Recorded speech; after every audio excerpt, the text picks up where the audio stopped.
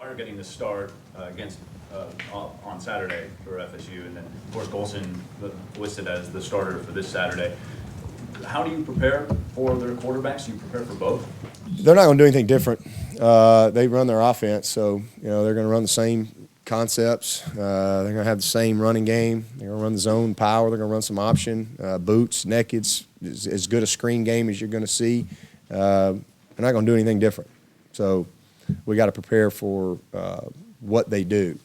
A little different getting ready for Louisville earlier in the year because very, very different when they were trying to figure out who's quarterback, and we didn't really know, and the styles of play and how they called the game was going to be very different. So that was a little bit more of a challenge. But this they're going to be who they are. I mean, they're Florida State, and they've recruited to their system for a while. It's not like they're one thing with this quarterback and they're another thing with this quarterback. They've got a Florida State offense, and they run it regardless. As your offensive production's improved week by week, and we've seen Deshaun kind of do some things each of those weeks that in some cases have been kind of wow. Can you kind of characterize what people don't see about his performance and what he puts into it? He's just, yeah, I mean, he's just a great preparer. He's a guy that can beat you with his arm. He can beat you with his legs. He beats you with his mind. He beats you with his heart. And that's what makes him special. There's a lot of talented quarterbacks out there that maybe can throw the ball like he can and run like he can. But I don't know if there's many with the aptitude and work ethic that he has. And again, just how he prepares. And then just his poise. He just has this poise. I mean, he's very confident, but that comes from how he prepares. He pays the price each and every week, regardless of who we play. He takes great pride in his performance. And we grade him. Streeter's done an unbelievable job with those guys, all of them, and he grades them really tough. Little things, because the little things lead to big things, and he takes pride in the little things. The ball handling, his footwork, his cadence, the tempo, how he carries things out and how that affects the play. I mean, he's a very detailed guy, and it's literally like having a 10th coach on your staff. That he's kind of like a player coach. He's from a mentality standpoint, he's at that level.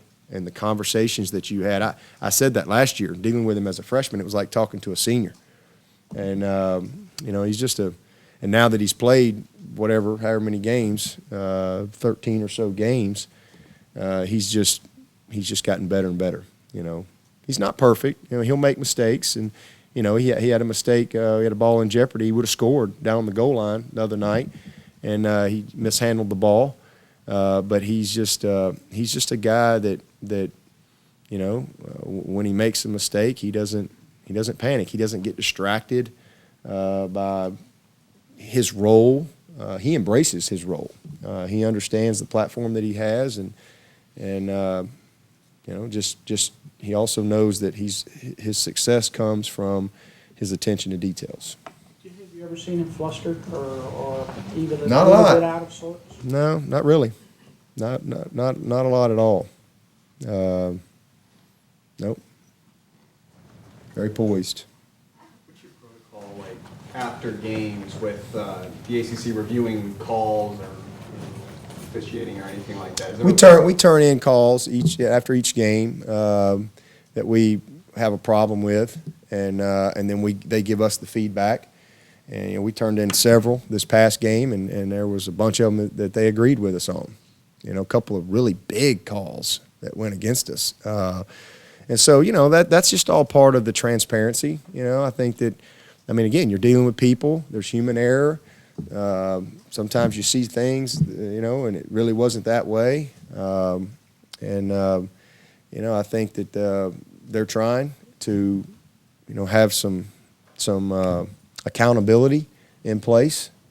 So that's, but definitely, mistakes are made.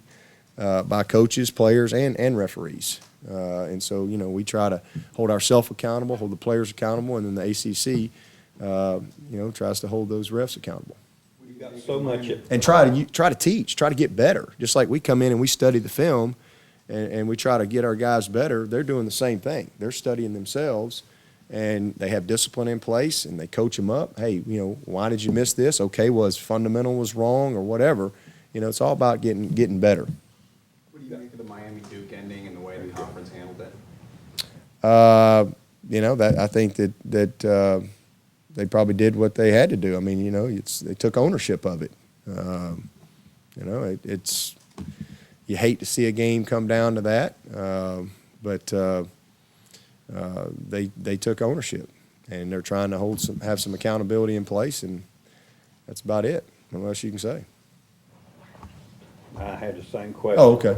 I was just wondering how those, the replay officials, I hold them more responsible than maybe the officials on the field. Yeah. Well, I mean, it's again, they're the same. They're in that same group as far as accountability and transparency and being evaluated each and every week. They are evaluated, and Mr. Hennigan, who's the head guy now since Doug Rhodes retired, he's serious about it, and it's his first year, and I think all those guys are evaluated each and every week, just like from their perspective, maybe not in the public forum. It doesn't get thrown out there, kind of like the coaching and the players do, but it's going on. There's accountability in place, and as coaches, you just have to count on that they're going to do their part to get better too. Because again, we're all human and we all make mistakes. But that mistake, people could argue, cost Duke a win, and I mean, some people think there should be something done to rectify that aspect of it. I've been on that side too. I mean, I've gotten a call on Friday with apologies and guys being suspended, and all that stuff as well. I mean, but it's just part of the game. I mean, it's just always been that way. You hate to see it. You're like, we got to get it right. How do we not get it right? But at the end of the day, you got to move on. I mean, as coaches, you got to move on. Get ready for the next one. Dabo, and you talked about the collaborative effort among the offensive staff. Can you say what positive impact Terry Allen has had on the running game? Oh, Terry's just been a great addition. It's been fun having him around. All those guys, Diamond Adams and Terry and Pringle and Davis and we've got Roscoe. We got a great group of students that are helping us out there on the practice field. But Terry has been great for our young guys. I think he's really done a good job of developing relationships with each one of them. Those guys have great respect for him, and he's kind of a quiet guy, but I think he's had as much fun as anybody, just kind of being engaged back at Clemson and just his role with us. But he's done a great job for us.